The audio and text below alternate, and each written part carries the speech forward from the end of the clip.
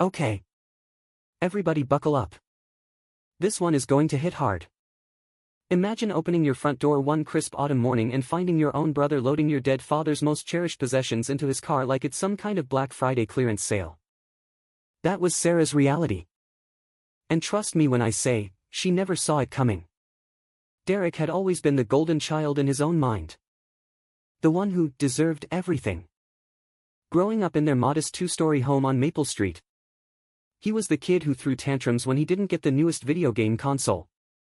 The teenager who borrowed dad's car and returned it with an empty tank and a dented fender. Then blamed traffic.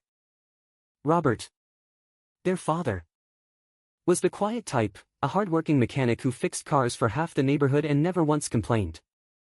He raised two kids alone after their mom passed when Sarah was only 8.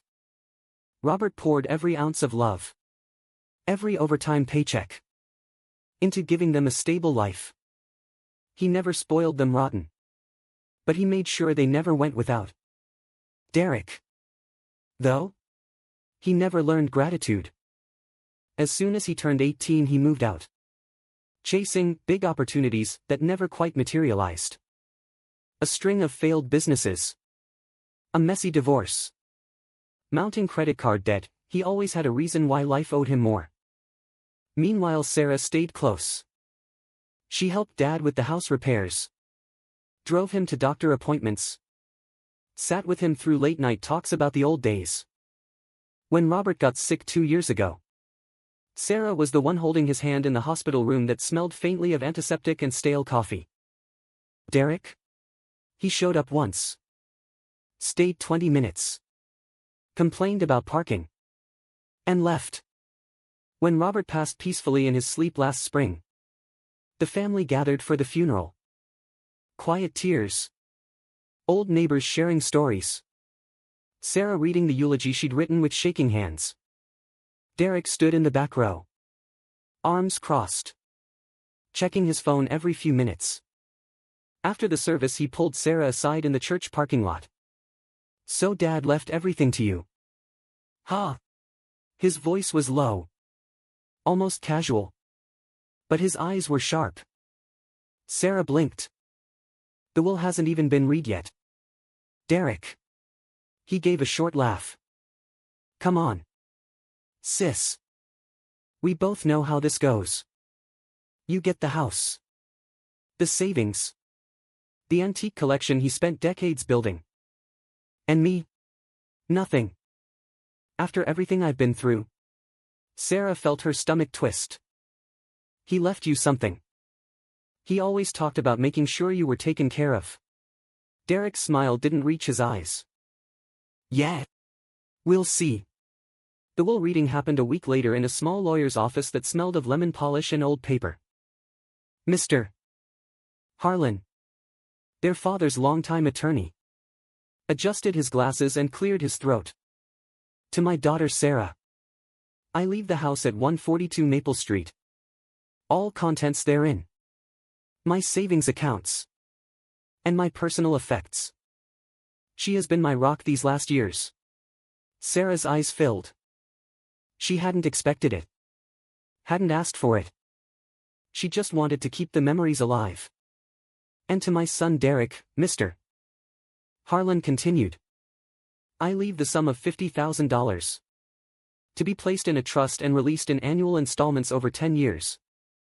Conditional upon him seeking counseling for anger management and financial responsibility. Derek's face turned beet red. The room went dead silent except for the faint ticking of a wall clock. You're joking, Derek muttered. Mr. Harlan shook his head. Your father was very clear. He loved you, Derek. But he wanted you to grow. He believed this structure would help. Derek stood up so fast his chair scraped the floor. This is bullshit. 50 grand spread over 10 years. While she gets the whole damn house. I'm his son too. Sarah reached out. Derek. Please. Shut up, he snapped. You've been playing the perfect daughter for years. Sucking up. And now you win the jackpot. Mr. Harlan's voice was calm but firm. The will is legal and binding. Derek. If you contest it, you'll lose more than you gain.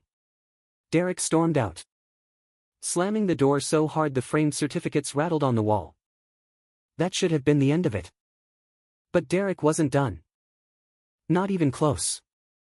For the next 3 months Sarah tried to move forward. She kept the house the way Dad liked it, polished oak floors.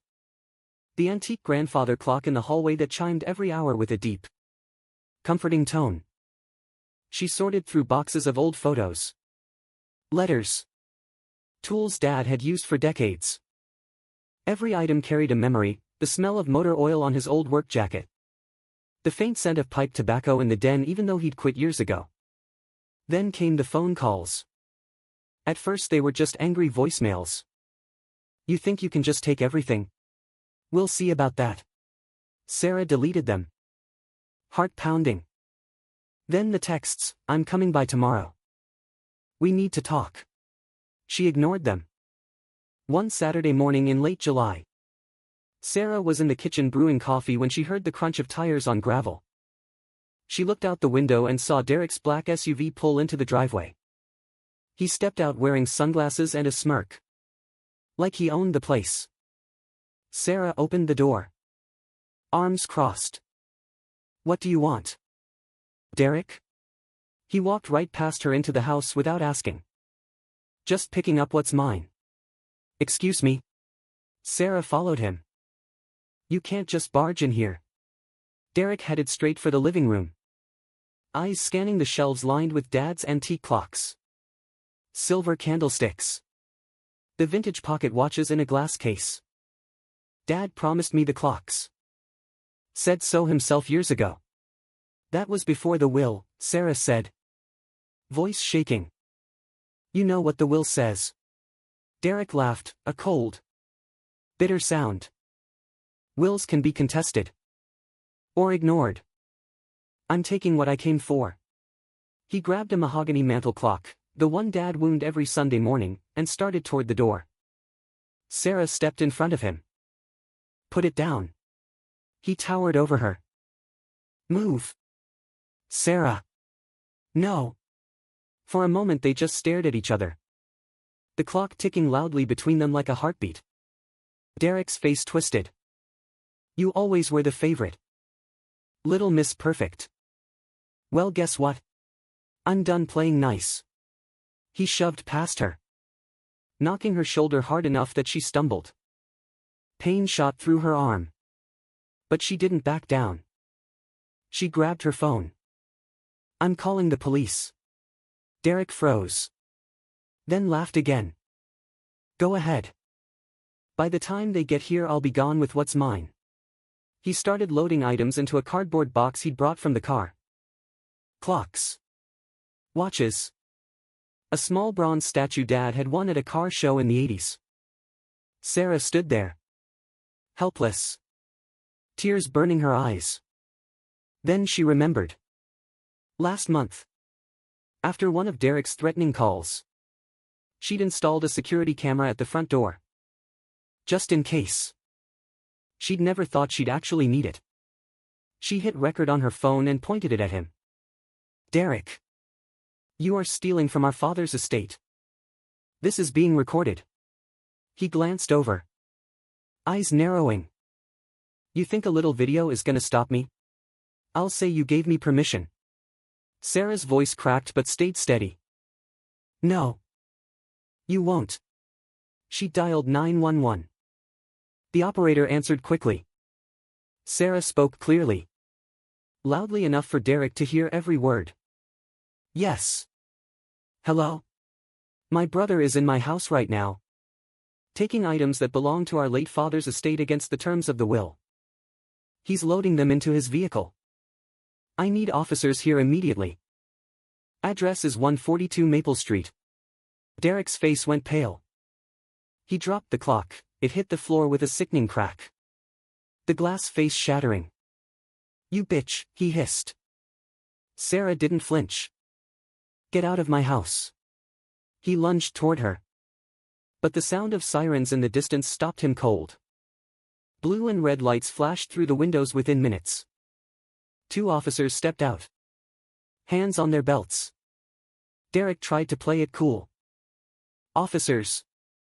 This is a family matter. My sister is overreacting." Sarah held up her phone. "It's all on video." He forced his way in. Refused to leave. And started taking items listed in our father's will as belonging to me. One officer looked at the broken clock. The scattered boxes. The open front door. "Sir. Step outside. Now." Derek's bravado crumbled. He started babbling. "Look. I just wanted what Dad promised me. She's twisting everything. I'm grieving too. Okay. This isn't fair." The second officer cuffed him while reading his rights. Derek's voice rose to a whine. "You can't do this. I'm his son. I deserve something." Sarah watched from the doorway. Arms wrapped around herself. The summer air felt suddenly cold. She could smell the cut grass from the neighbor's lawn. Hear the faint chime of the one remaining clock still standing on the mantel. Tick.